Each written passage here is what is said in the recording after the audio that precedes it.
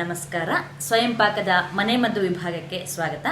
ಈ ದಿನ ನಾನು ಅಸ್ತಮ, ಉಬ್ಬಸ ಅಥವಾ ವೀಸಿಂಗ್ ಅಂತಲ್ಲ, ಈ ತೊಂದರೆಗೆ ಸಂಬಂಧಪಟ್ಟಂತೆ ಕೆಲವೊಂದಷ್ಟು ಮನೆಮದ್ದನ್ನ ಹೇಳ್ತಾ ಇದ್ದೀನಿ. ನೀವು ಅಸ್ತಮದ ತೊಂದರೆಯಿಂದ ತುಂಬಾ ಬಳಲ್ತಾ ಇದ್ರೆ ಆವಾಗ ನೀವು ವೈದ್ಯರನ್ನೇ ಕಾಣೋದೇ ಒಳ್ಳೆಯದು.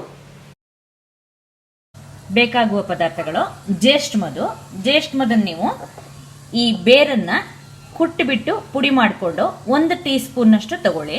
ಜೇಷ್ಠ ಮಧುನ ಬಿಸಿಲಿಗಿಟ್ಟು ಒಂದೆರಡು ಸಲ ಕುಟ್ಟಿಬಿಟ್ಟು ನೀವು ಮಿಕ್ಸಿನಲ್ಲಿ ಪುಡಿ ಮಾಡಿ ಇಟ್ಕೊಂಡ್ರೆ ನಿಮಗೆ ಯಾವಾಗ ಬೇಕೋ ಆವಾಗ ನೀವು ಉಪಯೋಗಿಸ್ಕೋಬಹುದು. ನೀರು 1 ಕಪ್ನಷ್ಟು, ತುಪ್ಪ ಅರ್ಧ ಟೀ ಸ್ಪೂನು. ನೀರನ್ನ ಒಂದು ಪಾತ್ರೆಗೆ ಹಾಕಿ ಕುದಿಲಿಕ್ಕಿಡಿ. ಈಗ ನೋಡಿ, ನೀರು ಕುದಿಲಿಕ್ಕೆ ಶುರುವಾಗಿದೆ. ಜೇಷ್ಠ ಮಧು ಪುಡಿ ಮಾಡಿದ್ದನ್ನ ನೀರಿಗೆ ಹಾಕಿ ಚೆನ್ನಾಗಿ 4 ನಿಮಿಷ ಕುದಿಸಿ. ಈಗ ನಾನು ಇದನ್ನ 3-4 ನಿಮಿಷ ಕುದಿಸಿದ್ದೀನಿ. ಸ್ಟವ್ ಆಫ್ ಮಾಡಿ ಇದನ್ನು ನೀವು ಸೋಸ್ಕೊಳ್ಳಿ.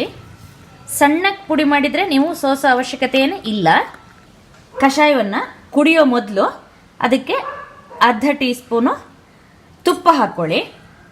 ತುಪ್ಪನ ಚೆನ್ನಾಗಿ ಹೀಗೊಂದ್ಸಲ ಕೈ ಆಡ್ಕೊಳ್ಳಿ. ಈ ಕಷಾಯವನ್ನು ನೀವು ಪ್ರತಿ 5-10 ನಿಮಿಷಕ್ಕೆ 1 ಗುಟಕ್ನಷ್ಟು ಇದನ್ನ ಕುಡಿಬೇಕು. ಇಡೋದಂತಾದ್ರೆ ಸುಮಾರಾಗಿ 3 ದಿನ ನೀವು ಇದನ್ನ ಇಟ್ಕೋಬಹುದು. ಹಾಗೇನೆಯ ಈ ಕಷಾಯವನ್ನ ಸೇವಿಸಿದಾಗ ಕೆಲವೊಬ್ಬರಿಗೆ ವಾಂತಿ ಆಗೋ ಸಂದರ್ಭ ಇರುತ್ತೆ. ಯಾವುದೇ ತೊಂದರೆ ಇಲ್ಲ, ವಾಂತಿ ಆದ್ರೂ ಕೂಡ ನೀವು ಇದನ್ನ ಅದೇ ತರ ಅಂದ್ರೆ 5-10 ನಿಮಿಷಕ್ಕೆ ಪ್ರತಿ ಸಲನೂ ತಗೊಳ್ತಾ ಇರಿ. ಅಸ್ತಮ ಶುರುವಾಗ್ತಾ ಇದೆ ಅಂದಾಗ್ಲೇ ನೀವು ಇದನ್ನ ತತ್ಕ್ಷಣ ತಗೊಂಡ್ರೆ ಇದು ನಿಮಗೆ ಬೇಗ ಗುಣ ಮಾಡತ್ತೆ. ಕಷಾಯವನ್ನು ನೀವು ದಿನ ತಗೊಳ್ಳೋದು ಕೂಡ ತುಂಬಾ ಒಳ್ಳೆಯದು. ಲವಂಗ 6, ನೀರು 1/4 ಕಪ್ನಷ್ಟು, ಜೇನುತುಪ್ಪ 1 ಟೀ ಸ್ಪೂನು. ನೀರನ್ನ ಕುದಿಲಿಕ್ಕಿಟ್ಟಿದ್ದೀನಿ. ಈ ನೀರಿಗೆ ಈ ಲವಂಗನ ಹಾಕಿ ಚೆನ್ನಾಗಿ ಕುದಿಸಿ. ಹತ್ರ ನೀವು ಈಗ 1/4 ಲೋಟ ಇಟ್ಟರೆ ಅದು ಅರ್ಧದಷ್ಟು ಆಗಬೇಕು, ಅಷ್ಟು ಕುದಿಸಿ. ಈಗ ನಾನು ಲವಂಗ ಹಾಕಿದ್ಮೇಲೆ ಚೆನ್ನಾಗಿ ಕುದಿಸಿ ಒಂದು ಅರ್ಧದಷ್ಟಕ್ಕೆ ತಂದಿದ್ದೀನಿ.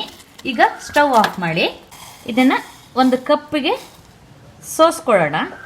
ಸೋಸಿದ ಕಷಾಯಕ್ಕೆ 1 ಟೀ ಸ್ಪೂನ್ನಷ್ಟು ಜೇನುತುಪ್ಪ ಹಾಕಿ ಚೆನ್ನಾಗಿ ಒಂದ್ಸಲ ಕದಡ್ಕೊಳ್ಳಿ. ಈ ಕಷಾಯವನ್ನು ನೀವು ದಿನಕ್ಕೆ 3 ಬಾರಿ ಒಂದೇ ಪ್ರಮಾಣದಲ್ಲಿ ತಗೊಳ್ಬೇಕು. 1 ಟೀ ಸ್ಪೂನ್ನಷ್ಟು ಓಂಕಾಳು, ಅಜ್ವೈನು, 2 ಕಪ್ನಷ್ಟು ನೀರನ್ನ ಕುದಿಲಿಕ್ಕಿಡಿ. ನೋಡಿ, ನೀರು ಕುದಿತಾ ಇದೆ.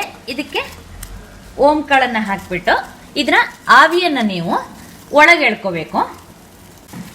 ಇದರ ಸ್ಟೀಮ್ನ ನೀವು ಇನ್ಹೇಲ್ ಮಾಡೋದ್ರಿಂದ ಉಸಿರಾಟದ ತೊಂದರೆ ನಿಮಗೆ ನಿವಾರಣೆ ಆಗುತ್ತೆ. ಸರ್ವೇ ಜನಾಃ ಸುಖಿನೋ ಭವಂತು. ಎಲ್ಲರಿಗೂ ಉತ್ತಮ ಆರೋಗ್ಯವನ್ನ ಅಪೇಕ್ಷಿಸುತ್ತಾ ನಮಸ್ಕಾರ.